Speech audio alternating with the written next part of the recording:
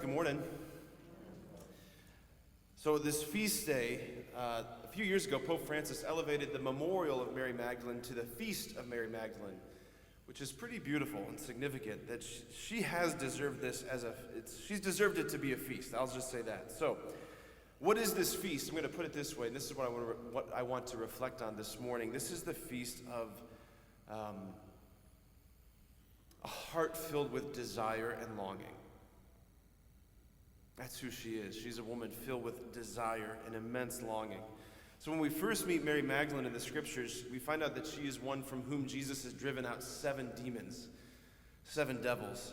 She's a woman whose heart had been possessed by unholy spirits. And then having encountered Christ, she was so radically transformed, she's delivered, not to a life of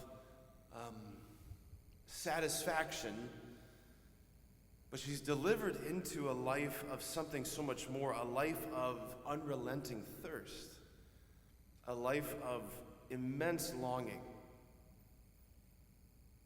To know Jesus is not to be perfectly satisfied in this life. To meet Jesus is to be stabbed with longing.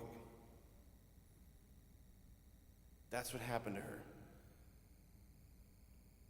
She's the bride in the Song of Songs from that first reading. She's the one who, in the psalm we just heard from David, she's the one who is speaking. My soul is thirsting for God, the living God.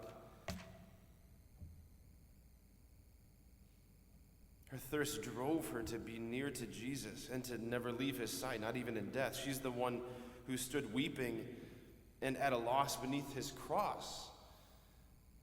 As she's watching life ebb from his body, the one who is himself life, she's watching in bewilderment and participating in bewilderment as she's preparing his body for burial. And once his body's laid in the tomb and the stone is rolled in front of the tomb, she could do nothing else but sit outside the tomb, sitting vigil. What else could be done for the one whose life had become a longing for God? That's what she had been. She longed for him. The church, in her beauty and her wisdom, has read and discerned in the scriptures this parallelism between the Song of Songs and Mary Magdalene. Did you notice the parallelism in that first reading in the gospel? Right, the bride in the Song of Songs looking for her beloved, and Mary Magdalene on the morning of the resurrection. I'm just going to toggle back and forth between these readings for a second, just so you can hear it again. So from the Song of Songs, the bride awakes. On my bed at night, I sought him whom my heart loves. Then from the Gospel, on the first day of the week, Mary Magdalene came to the tomb when? Early in the morning, while it was still dark.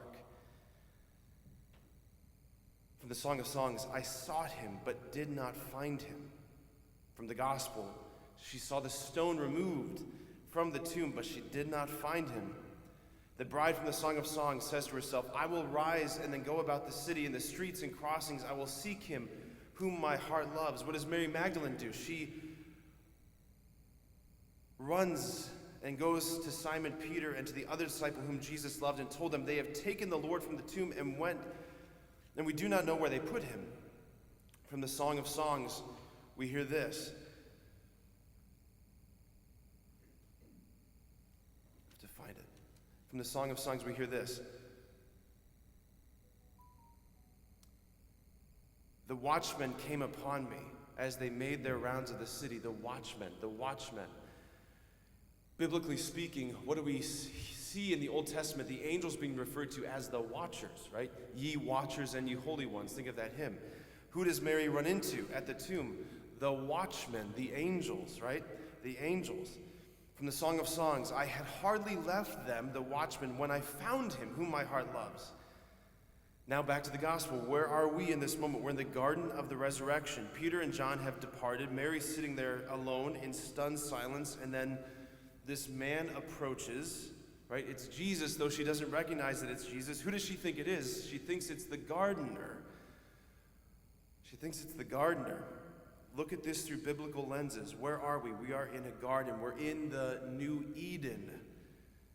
And we're about to see the new Adam who had just come up from the earth in the new Eden. What does Mary say to him? Sir, if you carried him away, tell me where you laid him, and I will take him. And Jesus says to her, Mary, and she turns and says to him, Rabboni, which means teacher. I found him whom my heart loves. Everything, friends, playing out in this scene, it's an icon. For every disciple of Jesus, it's an icon of you. It's meant to be an icon of me. Like, what does he long for? What does Jesus long for? He longs for that we would long for him. He thirsts that we would thirst for him. He hungers that our hearts would hunger and thirst and ache for him. That we would be wholly dissatisfied with the things of this world, that we would see the things of this world as so many icons pointing to him. And so that what? So that opening our hearts, we would become wholly possessed. The beginning of her story in the gospel it's an inverse sign of who she is at the end. Her demonic possession was a mockery of the sanctified, holy possession that God intends for us. All the devil can do is mock. We are meant to be possessed, wholly possessed by the Holy Spirit. What is the church? The church is the bride of Christ, the mystical organism animated by his Spirit, wholly possessed. So friends, in this feast, again, of Mary Magdalene, this is a feast of longing, a feast of desire, and as we prepare to celebrate the Eucharist, may we enter into these very dynamics, right? Is your heart awake? Is your heart longing? Are you looking for him? Are you looking for him? Because suddenly, he's going to suddenly be here. I found him whom my heart loves. And he's going to say your name. Because he knows you and he loves you.